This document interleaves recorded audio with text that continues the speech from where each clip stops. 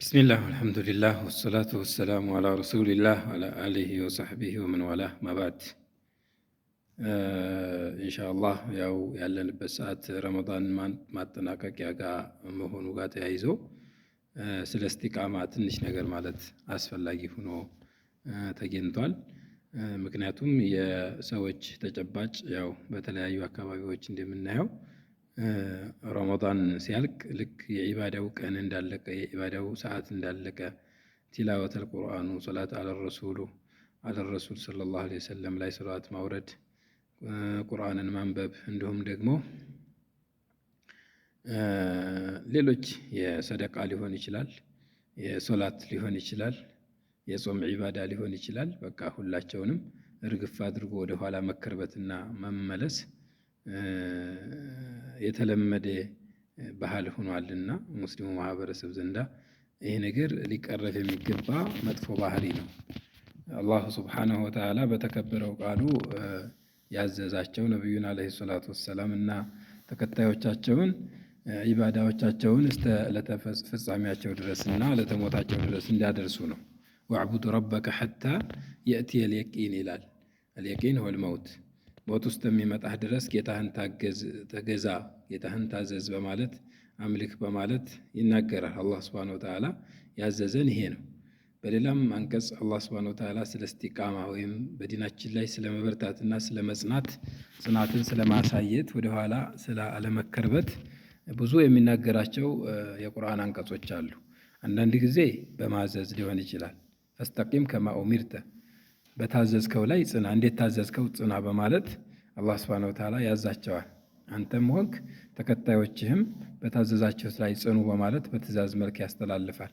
በሌላ መልኩ ደግሞ የጸኑ ሰዎች በዲናቸው ላይ የአላህ ሱብሓነሁ ወተዓላን ብቸኛ ፈጣሪነትና ብቸኛ ተመላኪነት እሱን ብቻ የሚገልጽ ባህሪያትና ስም ባለቤት መሆኑን ሌሎችም አላህ ሱብሓነሁ ወተዓላ እንድናምንባቸው ግዴታ ያደረገብንን ኢማን ተብለው የሚጠሩትን ነገራቶች ታሟላ በኋላ አንድ ሰው በዛ ነገር ላይ ጽናት ማሳየት እንዳለበትና ይህንን ጽናት ያሳየ ሰው ደግሞ ትልቅ ሽልማት እንደሚጠብቀው ሲናገርና ሲያጓጓ ምን ይላል?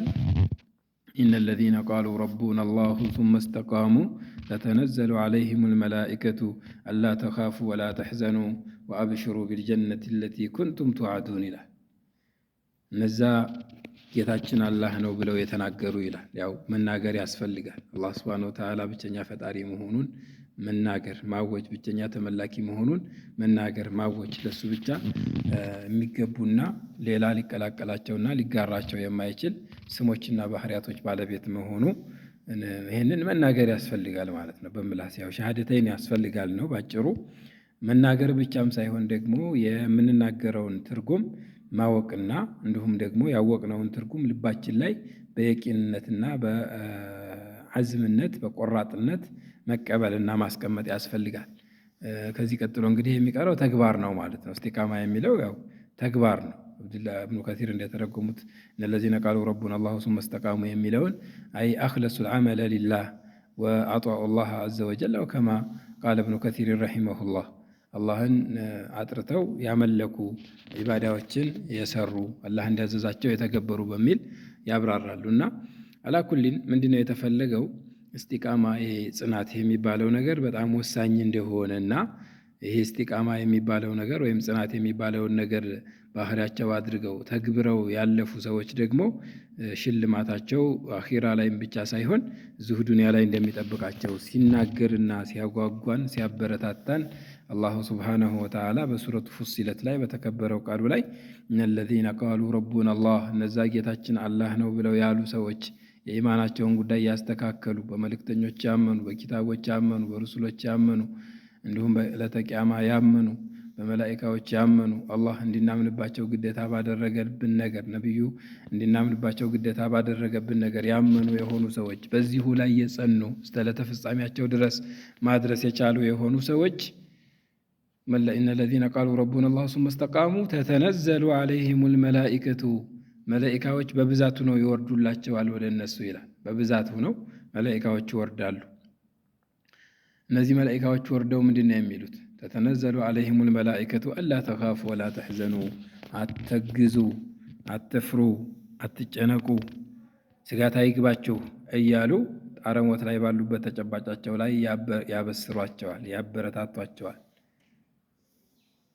ወአብሽሩ ቢልጀነት ለቲ ኩንቱም ቱዓዱን ስትቀጠሯት በነበረችውም ጀነት እንኳን ደስ አላችሁ ተበሰሩ በሷም። ይህንን መልካም የሰራ ሰው ውጤቱ ለጀነት ነውና አላህ ሱብሓነሁ ወተዓላ ደግሞ ቃሉን ስለማያፈርስ እናንተ ደግሞ የአላህን ትእዛዝ ፈጽማችሁ ለተፈጻሚያችሁ ድረስ ስላደረሳችሁ የሚጠብቃችሁ እነሆ ገነት ነው፣ ተደሰቱ፣ እንኳን ደስ አላችሁ የሚል መልእክት ይዘው መላኢካዎች ይወርዳሉ ይላል። ለማን? ለሙስተቂሞቹ ማለት ነው። ስለዚህ አሕባበል ኪራም ወንድሞች እህቶች፣ ጽናት በእኛ ላይ ይጠበቃል።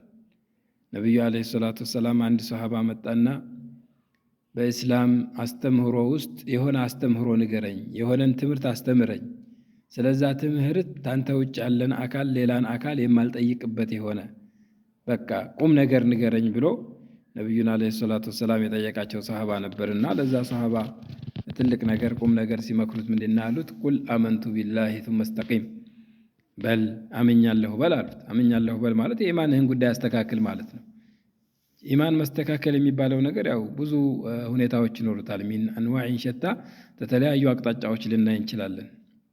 አንደኛ በአላህ ሱብሓነሁ ወተዓላ ያለው እምነታችን የተስተካከለ መሆን አለበት። ብዙ የተበላሹና የተንሸዋረሩ አካሄድ ያላቸው አንጃዎች አሉ። ስለ አላህ ሱብሓነሁ ወተዓላ ባህሪያቶች ተቀቡልነት የሌላቸው የማይቀበሉ የሆኑ አላህ ሱብሓነሁ ወተዓላን የሚገልጹት በአቅላቸው የሆነ በደሊል ሳይሆን በነቅል ሳይሆን በአቅል የሆነ الذين يقدمون آراءهم وعقولهم على النصوص والنقل ከማስረጃዎቹ ይልቅ አቅላቸውን የሚያስቀድሙ የሆኑ ለዚህም እንደማጣቀሻ ወኩለ ነፍሲን አውሃመት ተሽቢሃ አዊልሁ አው ፈዊድ ወሩም ተንዚሃ የሚል ጥቅሶችና ሸዕሮች በመገጣጠምና መሰል ነገር እንግዲህ ከልአሽዓሪየቲ ወልማቱሪዲየቲ ወገይሪሂም እነዚህን ሰዎች ይመስል እነዚህ በአላህ ሱብሓነሁ ወተዓላ ያለው አመለካከታቸውና እምነታቸው ትንሽ የተዛባና የተንሸዋረረ አቅጣጫውን ሊያስተካክሉበት የሚገባው የሆነ ጉዳይ ነው።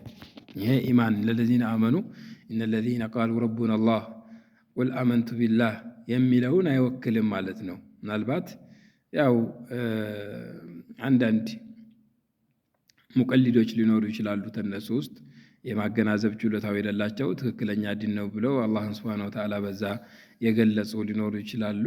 እንደ ግለሰብ የሚታይ ነገር ሊኖር ቢችልም እንደ አጠቃላይ ግን ይሄ የተንሸዋረረና የተንሻፈፈ አመለካከትን የአላህ ሱብሓነሁ ወተዓላ መገለጫና የሚታመንበት አድርገው መያዝ አይቻልም ማለት ነው። አለል ኪታቢ ወሱና ሳቢት የሆነን ነገር በዛ መቆምና መጽናት ያስፈልጋል። ይህንን ይዘን እስከ ዕለተ ፍጻሜ ድረስ ችግሮች ቢደራረቡብንም አደጋዎች በእኛ ላይ ቢመጡም እንኳን መጽናት መቻል አለብን ማለት ነው። መጀመሪያ የተጋበዝነው ለጽናት ነው። እነለዚነ ቃሉ ረቡና አላህ ሱመ እስተቃሙ የጸኑ ይላል። የጸኑ ጽናት የሚያስፈልገው መቼ ነው? አደጋ ሊፈጠር ይችላል። ከሃይማኖቱ ሊያስወጣ የሚችል ነገር ረሃብ ሊሆን ይችላል፣ ጦርነት ሊሆን ይችላል፣ የሆነ የሰው ሰራሽ ወይም ደግሞ ተፈጥሮዊ የሆኑ ችግሮች ሊመጡብህ ይችላሉ። በዛኔ አየማ ማለት ይሪሁ ለምተሚል ንፋሲቱ በነፈሰችበት ቁጥር አንተ የምትነፍስ አትሆንም ማለት ነው፣ ትጸናለህ። ኢነለዚነ ቃሉ ረቡና አላህ ሱመ እስተቃሙ አላ ኢማኒሂም እስተቃሙ አላ ጧዓቲላህ እስተቃሙ አላ ኢትባዕ ረሱሊላህ ሰለላሁ ዐለይሂ ወሰለም በእነዚህ ላይ የጸኑ ጽናትን ያሳዩ የሆኑ ሰዎች መላኢካዎች ወርደው ያበስሯቸዋል በማለት ይናገራልና ኢንሻአላህ። ወዐለይኩም ሰላም ወረሕመቱላሂ ወበረካቱሁ።